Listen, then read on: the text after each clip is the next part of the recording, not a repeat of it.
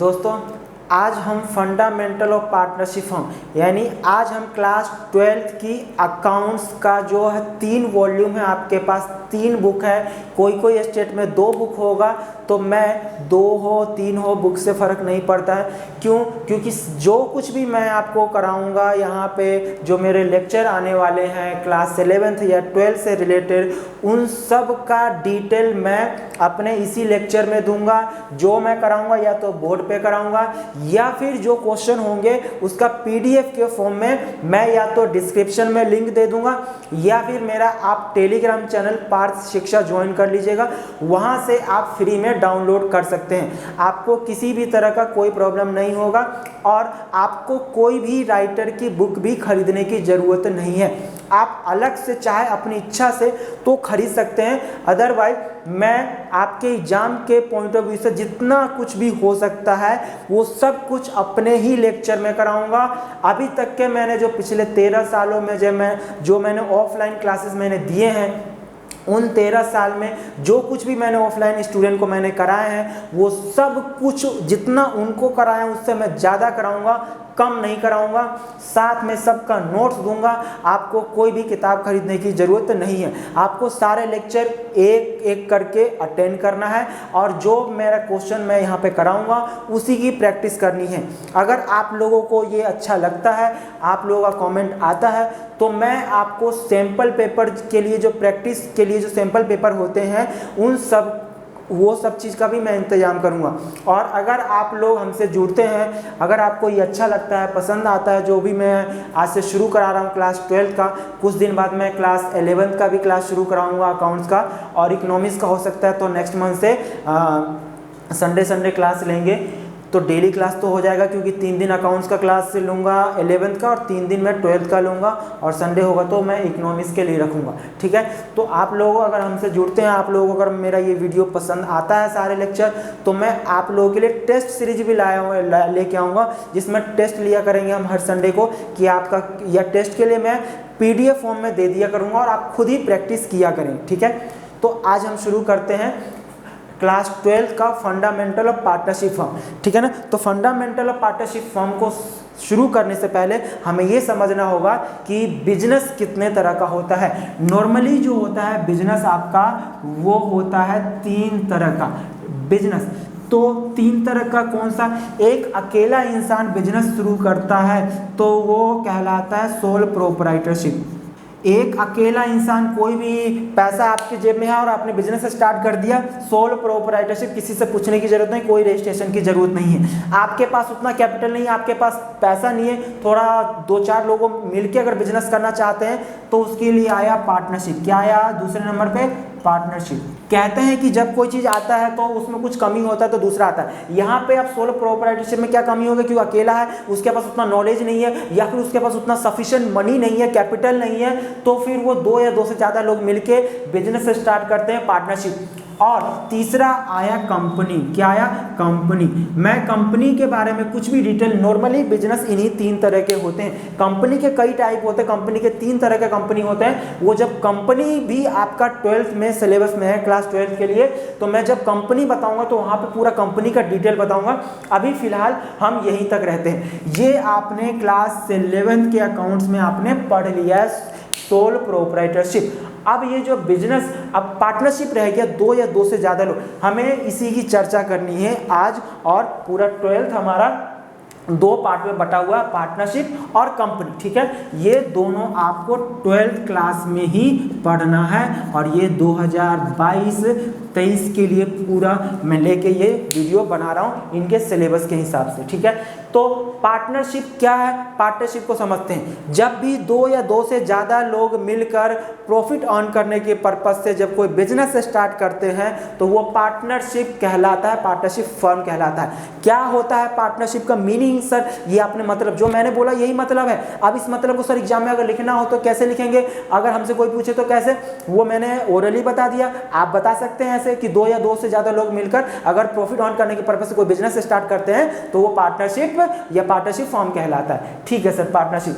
तो इसको लिखेंगे कैसे, मैं अभी कुछ बेसिक करा रहा हूँ, एक क्वेश्चन कराता हूँ, क्वेश्चन के थ्रू हम समझेंगे, उसके बाद मैं इन सब का डिटेल, मैंने जैसे ये बताया कि एक एक चीज जो भी इससे रिलेटेड थ्योरी होगा सब कुछ बताऊंगा, मैं आपको कुछ भी नहीं छोड़ूंगा जो आपके एग्जाम में आने वाला और मैंने नहीं कराया, ऐसा नहीं होगा। क्वेश्चन सारे का पीडीएफ फॉर्म में मिल जाएगा और जो थ्योरी है मैं यहीं पे बोर्ड पे लिखवाऊंगा, बोर्ड पे करवाऊंगा, आपको घबराने की जरूरत नहीं है, क्योंकि partnership fundamental of partnership firm के लिए ही 16 लेक्चर मैंने आपके लिए तैयार किए और वो 16 लेक्चर में टोटल 16 लेक्चर है इसके लिए, और इस 16 लेक्चर में 41 क्वेश्चन जो है वो मैं कवर कराने वाला हूं, और ये पूरे 41 क्वेश्चन जो हैं वो मैं ही कराऊंगा। तो आपको करना क्या है कि ये पूरे 41 क्वेश्चन जो मैं कराऊंगा आपको घर पे एक एक दो बार प्रैक्टिस करना है, क्योंकि जब तक आप प्रैक्टिस नहीं करेंगे तब तक के आप वो क्वेश्चन खुद से सोल्व नहीं कर सकते हैं। अकाउंट्स और मैथमेटिक्स ऐसा सब्जेक्ट है जो प्रैक्टिस मांगता है, बिना प्रैक्टिस के आप नहीं कर पाएंगे क्वेश्चन। तो मैं आप वीडियो देखना है, जो मैं यहाँ थ्योरी लिखूंगा उस थ्योरी को के लिए आपको एक नोटबुक बनाना है, नोटबुक में सारे के सारे थ्योरी लिखने हैं, क्वेश्चंस करने हैं, और जो क्वेश्चन मैं करा रहा हूँ उसको एक बार और अलग से रफ नोटबुक में करना है। आपको बस इतना ही करना है, सफिशिएंट है, आप 100% नंबर ला सकते हैं। मेरी जो स्टार्टिंग हुई थी 2009 में, जैसे कि मैंने बताया था कि 50 से स्टार्ट हुआ था और 98 मैक्सिमम मार्क्स है, यानी जब मैंने पहला स्टूडेंट को शुरू कराया था ट्यूशन तो वहाँ पे पहला 50 मार्क्स आया था 2009 में और मैक्सिमम 98 तक आया है। 100 की उम्मीद है, 100 से पिछले 13 सालों से उम्मीद कर रहा हूँ, अभी तक आया नहीं है, शायद अगला आप हो तो ला सकते हैं, ऐसा नहीं है कि नहीं ला सकते हैं, 98 तक आए हैं तो आप भी ला सकते हैं। तो चलिए हम शुरू करते हैं फंडामेंटल ऑफ पार्टनरशिप फर्म, जो कि हमने यहाँ, तो ये शुरू हम वहीं से करेंगे जहाँ से आपने सोल प्रोप्राइटरशिप को ख़त्म किया था। तो सोल प्रोप्राइटरशिप में आपने क्या सीखा था, सोल प्रोप्राइटरशिप में आपने सीखा था सर क्लास 11th में जब हमने सोल प्रोप्राइटरशिप में अकाउंट्स पढ़ा था, फाइनेंशियल अकाउंटिंग, तो सर हमने ना वहाँ पे एक प्रॉफिट एंड लॉस अकाउंट बनाना सीखा था। हाँ sir, profit and loss account में यहाँ पे हमने एक नेट प्रॉफिट कैलकुलेट करना सीखा था। हाँ सर, ये भी हमने सीखा है। और ये नेट प्रॉफिट को करते क्या थे सर? सर बैलेंस शीट में जो कैपिटल होता था ना उसमें नेट प्रॉफिट को प्लस कर देते थे। हाँ सर ठीक है, ये बात तो हमने किया है। तो फिर दिक्कत क्या आ गई यहाँ पे पार्टनरशिप में? पार्टनरशिप की कहानी ही शुरू होती है यहीं से, जो आपने नेट प्रॉफिट आपने कैलकुलेट, यानी कि आप फाइनेंशियल स्टेटमेंट में क्या बनाते थे, आप एक ट्रेडिंग एंड पीएनएल अकाउंट बनाया करते थे और बैलेंस शीट बनाया करते थे। यहाँ पे एक और जुड़ जाएगा जिसका नाम है profit and loss appropriation account. Sir ये बीच में कहाँ से टपक गया, ये दो के बीच में तीसरा कहाँ से आ गया, इसी को हमें समझना है। और मैं पहले क्वेश्चन करा रहा हूँ, इसके बाद हम थ्योरी पढ़ेंगे और नेक्स्ट लेक्चर तो पूरा थ्योरी का ही होने वाला है, लेक्चर नंबर 2। तो ये बीच का खेल क्या है सर? एक बात बताइए, अगर 1 लाख रुपए का प्रॉफिट है, आप अकेले बिजनेस के ओनर है, कोई दूसरा मांगने वाला है क्या हिस्सा? नहीं मांगने वाला। आपने बिजनेस में 10 लाख रुपए पैसा लगाया था, इस 10 लाख रुपए से आपने 1 लाख रुपए का प्रॉफिट कमा लिया। अब बताइए आप कितने लाख रुपए के मालिक है बिजनेस में? सर 11 लाख रुपए का कमा लेना, कैपिटल में ऐड हो गया।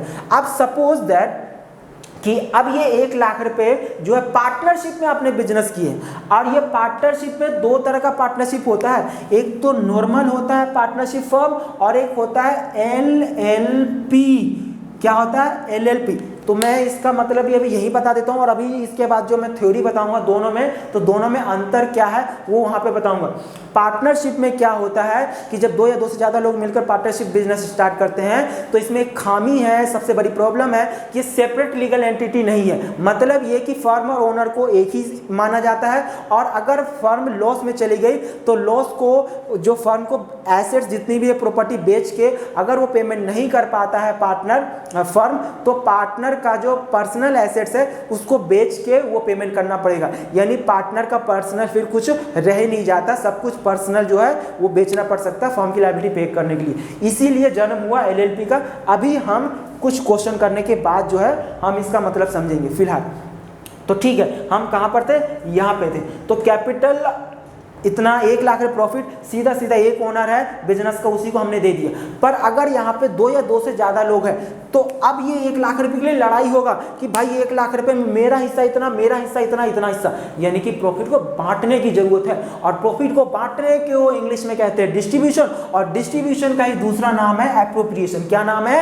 एप्रोप्रिएशन। इसका मतलब जो यहाँ पे आपने क्लास 11th में जो प्रॉफिट कमाए हो, इस प्रॉफिट को ही क्लास 12th के अकाउंट्स में बांटने के लिए लेके आए। यानी कि ये जो बीच में एक नया अकाउंट टपक गया है, इस अकाउंट का नाम है प्रॉफिट एंड एप्रोप्रिएशन अकाउंट। मतलब कद्दू कटेगा तो सब में बटेगा, प्रॉफिट होगा तो सभी पार्टनर में बटेगा। मतलब अगर आपने यहाँ जो प्रॉफिट कमाए हो उस प्रॉफिट को पार्टनर में बांटना है ना, तो उसको बांटने के लिए जिस अकाउंट को बनाते हैं, जिस अकाउंट के थ्रू बांटा जाता है, उस अकाउंट का नाम है profit and loss appropriation account. कमाल है सर। तो सर पार्टनर को किस तरह से सीधा बांट देंगे ना प्रॉफिट शेयरिंग रेशियो में? नहीं, पार्टनरशिप डीड में कुछ एग्रीमेंट भी होता है जिसके तहत पार्टनर ने जो बिजनेस में पैसा लगाया है कैपिटल, उस पे इंटरेस्ट भी फर्म को देना पड़ता है। अग्रीमेंट में लिखा। सर अभी तो बोला कि आपने फर्म और जो ओनर है वो एक ही है। हाँ, वो सेपरेट लीगल एंटिटी नहीं है, दोनों एक ही है। बट जब अकाउंटिंग करते हैं तो क्लास 11th में भी आपने सीखा था, जब आपने अकाउंट्स बेसिक पढ़ा था, शुरुआत किए थे, तो उस समय भी कि जो भी अकाउंटिंग की जाती है वो अकाउंटिंग हमेशा फर्म के पॉइंट ऑफ व्यू से उस समय ओनर को अलग माना जाता है। बट पार्टनरशिप में फर्म और सोल प्रोप्राइटरशिप में फर्म और ओनर एक ही, सेपरेट लीगल एंटिटी वहाँ पे नहीं था, ठीक है ना? वैसे यहाँ भी है। बट जब अकाउंटिंग के पॉइंट ऑफ व्यू से देखते हैं तो हमेशा फर्म के पॉइंट ऑफ व्यू से एंट्री होती है, अकाउंटिंग की जाती है, ना कि पार्टनर की। तो ठीक है, तो कैपिटल जो ओनर ने लगाया, कोई कैपिटल ज़्यादा लगाता है, कोई कैपिटल कम लगाता है, तो उस पर इंटरेस्ट भी देने की बात होती है। पार्टनर कभी कई बार जॉब मतलब काम करता है अपने फर्म में, बिजनेस में, तो उसको सैलरी चाहिए होता है। कई बार पार्टनर कहता है देख मैंने ये इतना मेहनत वाला काम किया, मुझे तो अलग से कमीशन चाहिए। ठीक है भाई, कमीशन ले लो। कई बार पार्टनर जो होता है फर्म का कोई प्रॉपर्टी या फर्म का कोई कैश कोई भी चीज़ यूज कर लेता है, तो फर्म कहती है कि भाई देख यहाँ का तूने बिजनेस में पैसा लाया तो तूने कैपिटल में हमसे इंटरेस्ट लिया, एक काम कर, तू बिजनेस से कुछ ले जा रहा है तो हम तेरे से इंटरेस्ट चार्ज करेंगे।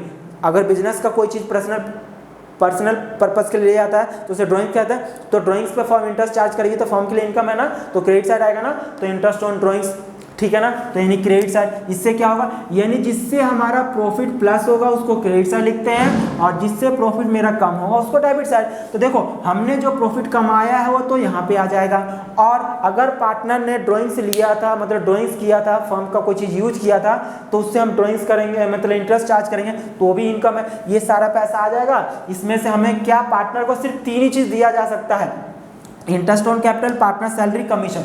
और इन तीनों को देने के बाद कई बार पार्टनर कहते हैं कि यार ये हमने ये तो दे दिया, अब प्रॉफिट को जो बचा ना प्रॉफिट, उसको प्रॉफिट शेयरिंग रेशियो में बांटने से अच्छा है कि पहले कुछ ना रिजर्व में ट्रांसफर कर देते हैं, क्योंकि अगर फ्यूचर में कभी पैसे की जरूरत पड़े तो हम पैसा कहाँ से लेके आएंगे, तो हम रिजर्व में ट्रांसफर कर देते हैं, और उस रिजर्व को या तो रिजर्व बोलते हैं या जनरल रिजर्व बोलते हैं। यानी कि हमने कैपिटल पे इंटरेस्ट दे दिया, सैलरी दे दिया, कमीशन दे दिया, कुछ अमाउंट हमने रिजर्व में ट्रांसफर कर दिया, और जो बचा आखिरी में उस प्रॉफिट को पार्टनर्स जो है आपस में अपने प्रॉफिट शेयरिंग रेशियो में बांट देते हैं। सर ये प्रॉफिट शेयरिंग रेशियो क्या है? जैसे अगर सपोज 2 पार्टनर ए और बी डिसाइड करते हैं कि 5 रुपए का अगर प्रॉफिट होता है, तो ए ने कहा मुझे 3 दे दो, तुम 2 ले लो, तो इस 3 और 2 को ही कहते हैं प्रॉफिट शेयरिंग रेशियो। ये इक्वल भी हो सकता है, ये 5:3 भी हो सकता है, कुछ भी हो सकता है। अगर पार्टनरशिप डीड में नहीं लिखा है कुछ भी, तो हम हमेशा इक्वल मानेंगे, जो कि मैं अगले लेक्चर में बताऊंगा इन सब का डिटेल से। ठीक है सर, तो हम इसको एक क्वेश्चन के थ्रू समझते हैं। एक क्वेश्चन मैं आपको करा रहा हूं, और उस क्वेश्चन के थ्रू जो है हम इसका पूरा मतलब समझ लेंगे। ठीक है, ये मेरा असाइनमेंट है फंडामेंटल पार्टनरशिप फॉर्म का। इसमें पूरे के पूरे 41 क्वेश्चन है, जो मैंने अभी बोला कि सारे के सारे क्वेश्चन मैं ही कराऊंगा। इसका डिस्क्रिप्शन में आपको लिंक मिल जाएगा, नहीं तो पार्थ शिक्षा टेलीग्राम चैनल पे आपको मिल जाएगा, आप वहाँ से डाउनलोड कर सकते हैं। तो मैं इसका क्वेश्चन नंबर जो है 1 करा रहा हूँ, और क्वेश्चन नंबर 1 फर्स्ट पेज पे लिखा हुआ है इसके अंदर कौन सा लेक्चर में क्या कौन सा क्वेश्चन कराने वाला हूँ या क्या कराने वाला हूँ। फर्स्ट लेक्चर पे आपको फर्स्ट पेज पे दिख जाएगा। सेकंड पेज पे देखिए मेरे असाइनमेंट का, जिसमें क्वेश्चन नंबर 1 लिखा हुआ है। इसमें लिखा है प्रिपरेशन और प्रॉफिट एंड लॉस। प्रिपरेशन कौन हेडिंग है। तो देखिए क्वेश्चन में डायरेक्टली करा रहा हूँ, क्वेश्चन के बाद इसका थ्योरी बताऊंगा। ये सब टेंशन लेने की जरूरत नहीं कि सर आप डायरेक्ट क्वेश्चन करा रहे हो, ज़्यादा कुछ तो बताया नहीं, सब कुछ समझ में आएगा। पहले एक बार देखिए तो सही पूरा क्वेश्चन, ये पूरा लेक्चर।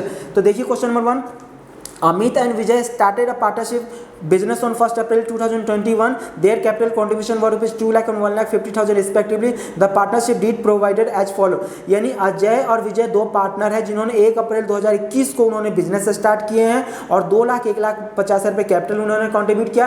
पार्टनरशिप डीड में क्या क्या लिखा हुआ है वो नीचे लिखा हुआ। पार्टनरशिप डीड ओरल या रिटर्न कुछ भी हो सकता है, यहाँ पे रिटर्न हो या ओरल, हमें डीड में लिखाना कि ये क्या है, तो बस हमें उसको फॉलो करना है। Interest on capital be allowed at 10%. Amit to get a salary of rupees 2,000 per month and Vijay rupees 3,000 per month. Profit are to be shared in the ratio of 3:2. Net profit for the year ended 31st March 2022 was rupees 2,16,000.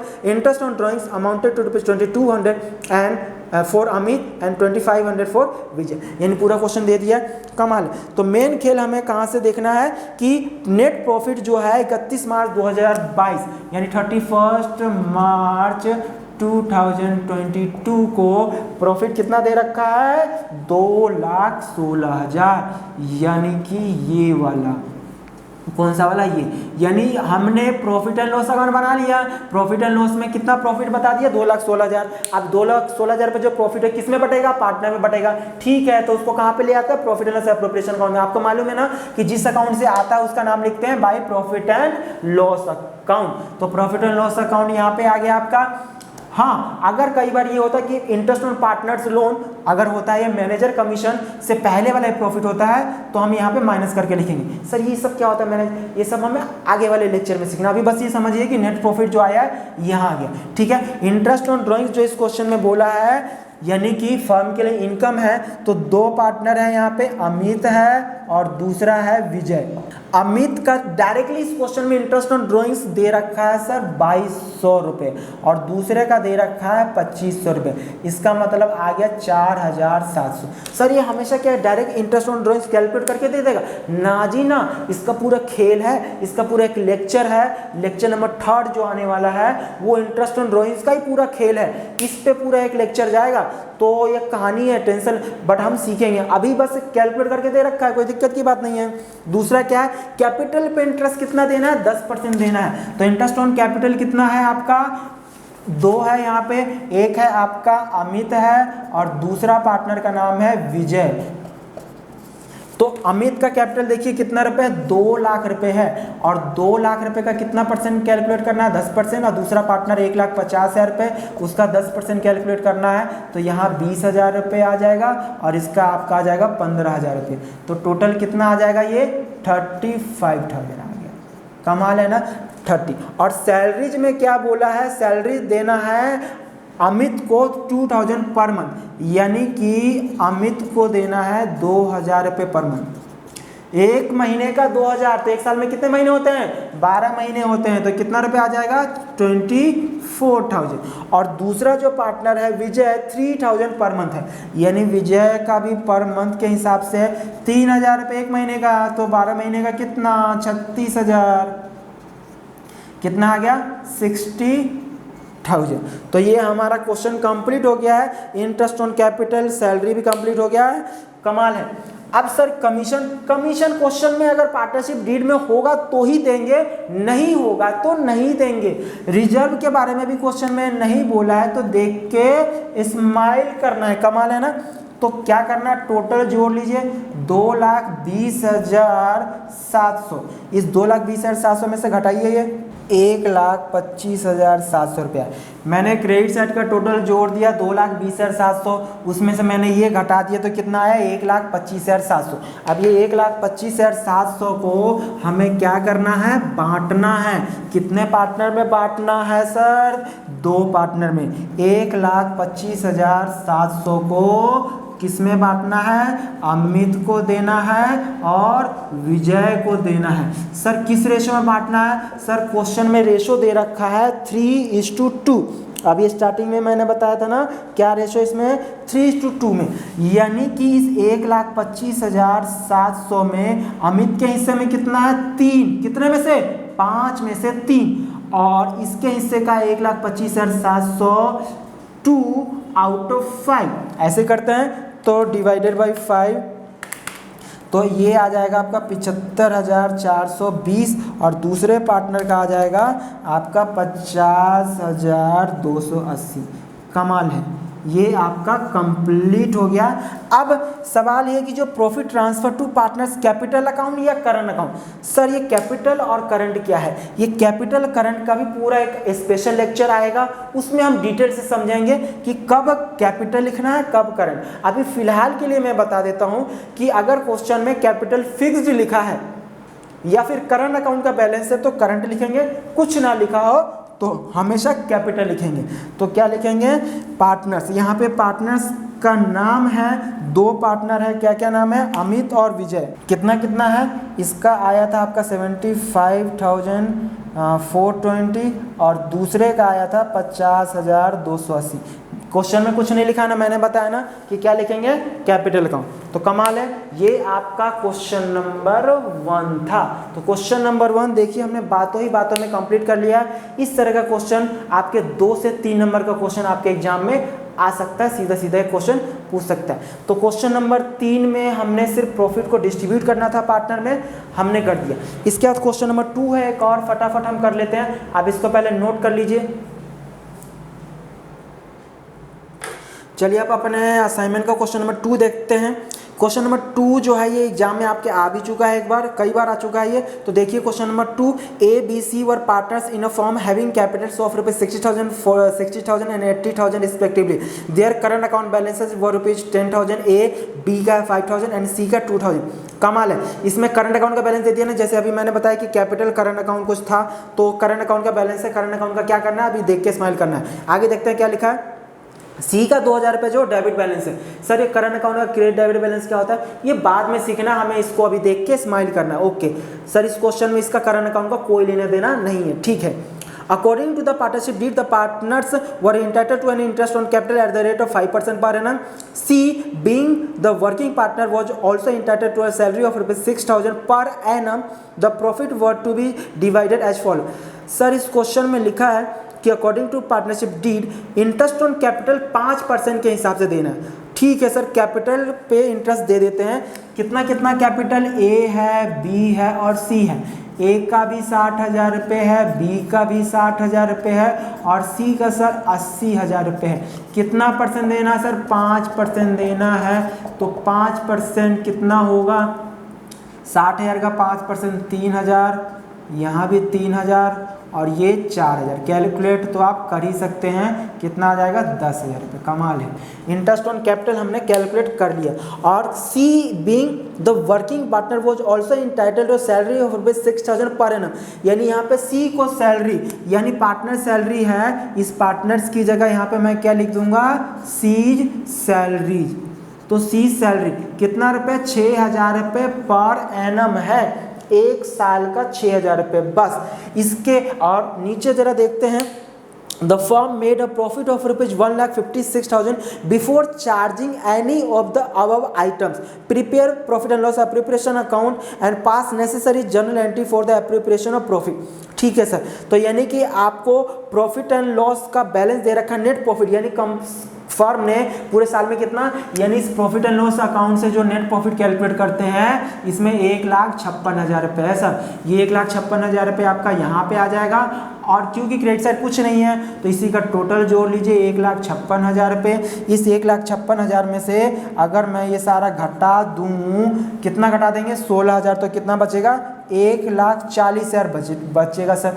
अब इस 1,40,000 रुपये, क्योंकि इस question में भी commission नहीं है, reserve में भी ट्रांसफर नहीं करना है, तो इसका मतलब इस 1,40,000 को क्या करना है? पार्टनर में बांट देना, बस क्वेश्चन खत्म। सर कमाल है, इतना आसान था? हाँ जी सर, बस अब ये कैसे बांटना है इस 1,40,000? पिछले में तो सीधा सीधा जो 1,40,000 है जो रेशो दे रखा होगा उस रेशो में बांट देंगे, बट इसमें कुछ कंडीशन दे दिया है कि इतना तक होगा। तो ऐसे तो क्या कंडीशन है जरा देखते हैं। The first 20,000 in proportion to their capital. देखिए मेरे पास कितना अवेलेबल है, घटा के 1,40,000 प्रॉफिट है तो ये 1,40 प्रॉफिट में बोला है कि जो पहला 20,000 रुपये है उसका अलग खेल करना है, ये पहला कंडीशन है। बचेगा कितना, 1,20 जो बचेगा उसमें से नेक्स्ट 30,000 यानी 30,000 का जो दूसरा कंडीशन है उसको अलग करना है, तो बचेगा कितना, 90,000, यानी कि हमें 3 टुकड़ों में बांटना है। तो सबसे पहले लिखा है first ₹20,000 in proportion to their capital. अब बताइए यहाँ पे 3 पार्टनर है A B C और तीनों के प्रोपोर्शन टू देयर कैपिटल, कितना कितना कैपिटल है, A का 60,000 है सर, B का भी 60,000 है और C का 80,000 रुपये है। आपको तो मैथ आता होगा इतना, 4 जीरो से 4 जीरो कट जाएगा, 2 से 2 3 जा 6, 2 3 जा 6, 2 4 जा 8, ठीक है ना। तो क्या रेशो आ गया, 3 3 4। तो फर्स्ट 20,000 इन कैपिटल रेशो, और ये कैपिटल रेशो हमने कैलकुलेट किया है, क्या आया है, 3 3 और 4। कमाल है ना। तो यानी 20,000 को हम 3 3 2 में बांटेंगे तो कितना आएगा आपका, यहाँ 6,000 रुपये आ जाएगा, यहाँ पे भी 6,000 रुपये आ जाएगा और इसका कितना आ जाएगा, 8,000। कैलकुलेट करके एक का बता दे रहा हूँ, 20,000 रुपये में एक का हिस्सा जो है कितना है, 3 आउट ऑफ 3, 3 6 और 4 10। तो ऐसे इनका कैलकुलेट होगा। कमाल है सर। अब अगला क्या लिखा है क्वेश्चन में, नेक्स्ट 30,000 इन द रेशियो 5:3:2, यानी कि सेकेंड पार्ट में बोला है next ₹30,000 in the ratio of 5:3:2। क्या रेशियो में बांटना है, 5:3:2। कमाल है। यानी इस 30,000 को अब किस रेशियो में बांटना है, 30,000 को बांटना है 5, अब एक का हिस्सा 5 3 8 है तो 10, यानी आउट ऑफ 10, तो यानी कि यहाँ पे तो आ जाएगा 15,000, ठीक है ना। वैसे इसका कर लेंगे तो इसका कितना आ रहा, आप कैलकुलेट करिए, 6,000 रुपये और इसका आ जाएगा 4,000। कमाल है।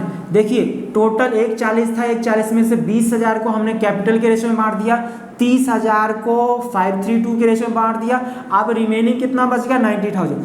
तो रिमेनिंग इन क्या बोला है, remaining profit to be share equally, यानी जो रिमेनिंग है आपको किस रेशियो में बांटना है, इक्वली। तो रिमेनिंग 90,000 इन इक्वल प्रोपोर्शन। तो 90,000 को 3 पार्टनर में इक्वल बांटोगे तो कितना कितना आएगा सर, 30,000 आएगा। कमाल है।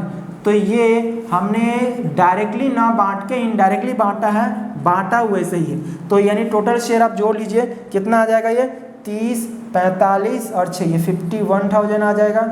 इसका कितना आ जाएगा 42, सॉरी इसका ये 9,000 रुपये आएगा। जब इसका कैलकुलेट करेंगे 30,000 रुपये का 3/10 तो 9,000 आएगा। तो 9,000 रुपये आएगा और इसका कितना आएगा, इसका कर लीजिए 2/10 6,000, ठीक है। तो 9 45 है 45,000 और इसका कितना आ जाएगा आपका 44,000। तो कमाल है ना। अब यहाँ पे जो मैं बोल रहा था प्रॉफिट ट्रांसफर टू, यहाँ पे क्या होता है A B and C, capital या करंट। मैंने बोला था कि अगर क्वेश्चन में या तो कैपिटल फिक्स्ड, या तो ये लिखा हो कि कैपिटल फिक्स्ड है, या फिर करंट अकाउंट का बैलेंस दे दे। क्या दे दे, करंट अकाउंट का बैलेंस। इस क्वेश्चन में करंट अकाउंट का बैलेंस दे रखा है, तो इससे पता चल गया कि हमारा कैपिटल जो है वो फिक्स्ड है, तो जो भी प्रॉफिट होगा वो हम करंट अकाउंट में ट्रांसफर करेंगे। तो क्या लिख देंगे यहाँ पे, A करंट अकाउंट, और कितना कितना, A के हिस्से में देख लीजिए 51,000 है, B के हिस्से में 45,000 है एंड C के हिस्से में 44,000 है। इन तीनों का अगर आप सम करेंगे तो आपका आना चाहिए 44, तीनों का 1,40, तीनों का सम कर लीजिए, यही। कमाल है। तो ये आपका क्वेश्चन नंबर जो है 2 भी कंप्लीट हो गया। अब इसमें बोला है कि सर जर्नल एंट्री मैं आगे भी कराऊंगा, और इसमें बोला एप्रोप्रिएशन ऑफ प्रॉफिट का जर्नल एंट्री करने के लिए। तो आपको मालूम होगा कि जिस अकाउंट में अगर ये है तो बताइए अकाउंट डेबिट हो रहा है ना, तो डेबिट हो रहा है तो जर्नल एंट्री होगा profit and loss appropriation account debit to, क्या लिखा है, पार्टनर्स करंट अकाउंट। पार्टनर में नाम है A to B to C, आगे क्या लिख देंगे, करंट अकाउंट।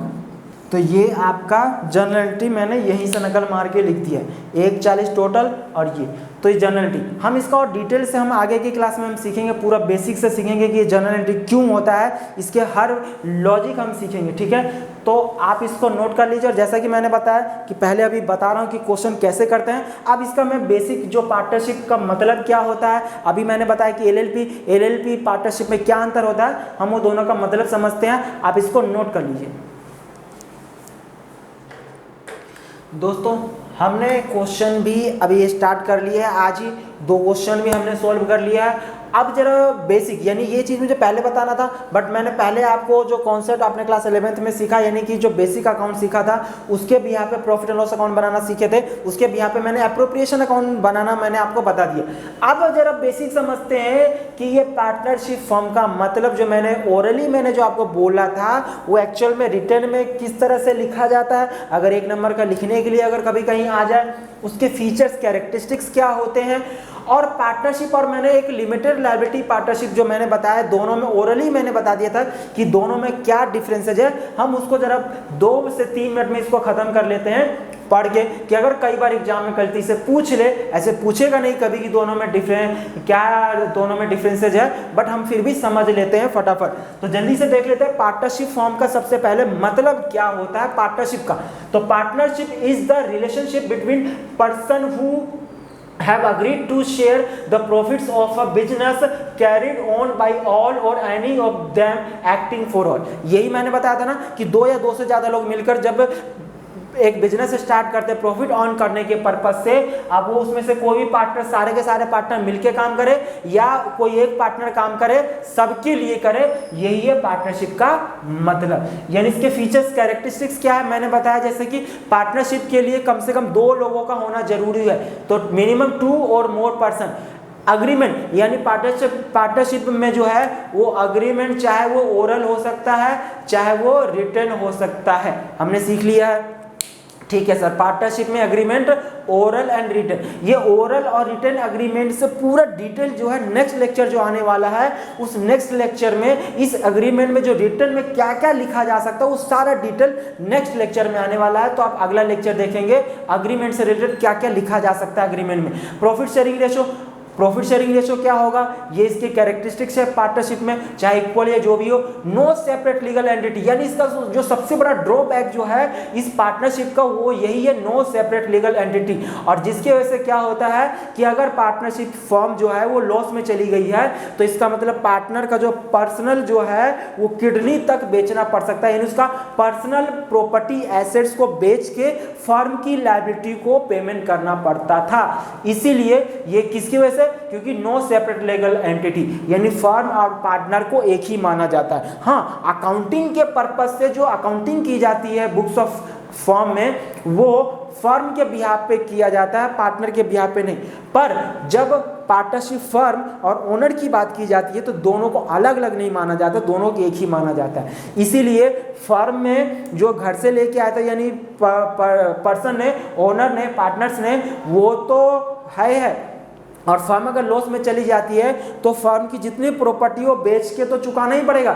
अगर आप पूरा फर्म की प्रॉपर्टी बेच के अगर नहीं चुका पाते हो तो आपकी जो पर्सनल एसेट्स है उसको बेच के आपकी फर्म की लायबिलिटी को पेमेंट करना पड़ेगा। क्यों? क्योंकि no separate legal entity and business can be carried on by all or any of the partners acting for all, यानी कि या तो सारे लोग जितने पार्टनर्स सारे मिलके बिजनेस चलाएंगे या उनमें से कोई एक चलाएगा और वो सबके लिए काम करेगा, सबके बिहाफ पे काम करेगा। यह है इसका कैरेक्टरिस्टिक्स। अब क्योंकि ये जो इसका मेन पॉइंट है आपका नो सेपरेट लीगल एंटिटी, इसी के वजह से जन्म किसका हुआ, एलएलपी, लिमिटेड लायबिलिटी पार्टनरशिप। क्योंकि अगर ये ड्रॉबैक ना होता तो शायद इसका जन्म नहीं होता। क्योंकि अब इसमें कई बार ऐसा होता है कि एक पार्टनर गलती कर जाता है तो उसकी गलती की सजा जो है बाकी सब पार्टनर को चुकाना पड़ता है, भरना पड़ता है अपनी पर्सनल प्रॉपर्टी को बेच के। तो इसीलिए इसका जन्म हुआ एलएलपी। तो दोनों में अंतर क्या है जरा देख लेते हैं। तो ये इंडियन पार्टनरशिप एक्ट, ये इंडियन पार्टनरशिप एक्ट में हम बात कर लेते हैं। सबसे पहले ये कौन सा एक्ट है, ये इसका सेपरेट है ये, तो ये सबसे पहला एक्ट यानी एप्लीकेबल लॉ, यानी कि पार्टनरशिप में कौन सा एक्ट एप्लीकेबल होता है, इंडियन पार्टनरशिप एक्ट 1932, और एलएलपी में कौन सा, लिमिटेड लायबिलिटी पार्टनरशिप एक्ट 2008, 2008 में बन के तैयार हो गया था, और ये इंप्लीमेंट कब से हुआ था, 2009 से हुआ था। रजिस्ट्रेशन यानी कि पार्टनरशिप में मैंने जैसे बताया कि पार्टनरशिप में जो रजिस्ट्रेशन है वो कंपलसरी नहीं है, ऑप्शनल है। आप पार्टनरशिप फर्म अगर स्टार्ट करते हैं तो आप रजिस्टर करवाइए, या बिना रजिस्ट्रेशन के भी आप पार्टनरशिप फर्म स्टार्ट करके आप बिजनेस कर सकते हैं, कोई आपको प्रॉब्लम नहीं होगी, कोई नोटिस नहीं आएगा। उसका एक सिचुएशन कंडीशन होता है कि आपका इतना टर्नओवर तक के, तो वो हम बाद में कभी देखेंगे। और compulsory with the ministry of corporate affairs, यानी कि मिनिस्ट्री ऑफ कॉर्पोरेट अफेयर्स में इसको रजिस्टर कराना कंपलसरी है, यहाँ पे कोई कंपलसरी नहीं है, ठीक है। नंबर ऑफ पर्सन, मिनिमम यहाँ पे 2% पार्टनर चाहिए बिजनेस करने के लिए, मैक्सिमम 50 हो सकते हैं, 50 से ज़्यादा नहीं हो सकते हैं। ये कंपनीज एक्ट 2013 अमेंडमेंट 2014 जो हुआ था उसके अकॉर्डिंग ये 50 है, ठीक है। सेबी के अकॉर्डिंग 100 है, बट अगर आपको क्वेश्चन में साइलेंट है तो मैक्सिमम पार्टनर 50 है अकॉर्डिंग टू कंपनीज एक्ट 2013, और ये अमेंडमेंट हुआ था 2014 में उसके हिसाब से। और एलएलपी में मिनिमम जो 2 है नंबर मेंबर, पार्टनरशिप में तो 2 चाहिए, और मैक्सिमम अनलिमिटेड, चाहे जितना मर्जी हो सकते हैं। ओनरशिप ऑफ द एसेट्स, यानी firm can not own any assets, the partners own the assets of the firm. यानी जब पार्टनरशिप की बात करते हैं तो यहाँ पे फर्म जो है कोई एसेट्स को ओन नहीं करती। हाँ, हमने सर अकाउंटिंग में तो सर फर्म के लिए एसेट्स होता है, हाँ वो फर्म अकाउंटिंग के लिए हम मानते हैं कि फर्म के पॉइंट ऑफ व्यू से सारा कुछ होता है, बट एक्चुअल में जो है वो फर्म किसी भी एसेट्स का ओनर नहीं होती, उस एसेट्स का ओनर कौन होता है, ओनर होता है पार्टनर। और यहाँ पे LLP as an independent entity can own asset. अब क्योंकि एलएलपी जो है खुद की इसकी एग्जिस्टेंस है, इसीलिए एक सेपरेट एंटिटी है, इसीलिए सारा एसेट्स का ओनर कौन है, एलएलपी फर्म है, ना कि पार्टनर।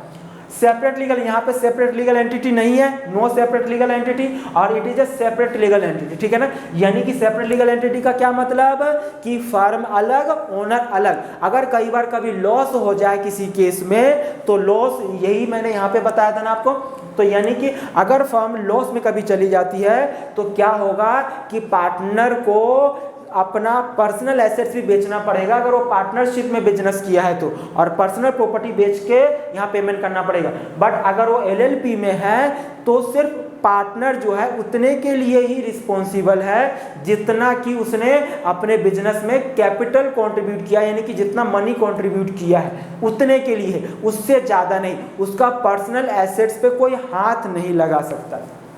तो देखते हैं लायबिलिटी, देखिए the partner and the firm are not consider as separate legal entity, यानी जैसे बताया कि पार्टनरशिप में दोनों को एक ही माना जाता है, अलग अलग नहीं है। इसीलिए for this reason partners are personally liable for the unlimited amount of liability of the partnership firm, यानी पार्टनरशिप फर्म की अनलिमिटेड लायबिलिटी, जितनी मर्जी लायबिलिटी हो उसकी पर्सनल एसेट्स को बेच के, अपनी पर्सनल एसेट्स को बेच के चुकाना पड़ेगा, पेमेंट करना पड़ेगा। और liability of a partner is limited to the extent of their contribution towards LLP, यानी एलएलपी में, लिमिटेड लायबिलिटी पार्टनरशिप में एक ओनर ने यानी पार्टनर ने जितना कैपिटल कंट्रीब्यूट किया है उतने के लिए वो जिम्मेदार है, उससे ज़्यादा के लिए नहीं।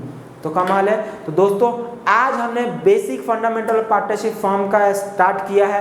आज हमने 2 क्वेश्चन अपने असाइनमेंट का कर लिया है, टोटल 41 हमारे असाइनमेंट में क्वेश्चन है। जैसा कि मैंने बोला कि सारे क्वेश्चन मैं ही कराऊंगा और आपको किसी बुक की भी जरूरत नहीं है, क्योंकि जो भी आपके एग्जाम के पॉइंट ऑफ व्यू से जो थ्योरी रिलेटेड है मैं यहाँ पे बोर्ड पे ही लिख दूंगा, या कुछ ऐसा जो मैं ओरली बोलूँगा आप उसको नोट कर लीजिएगा।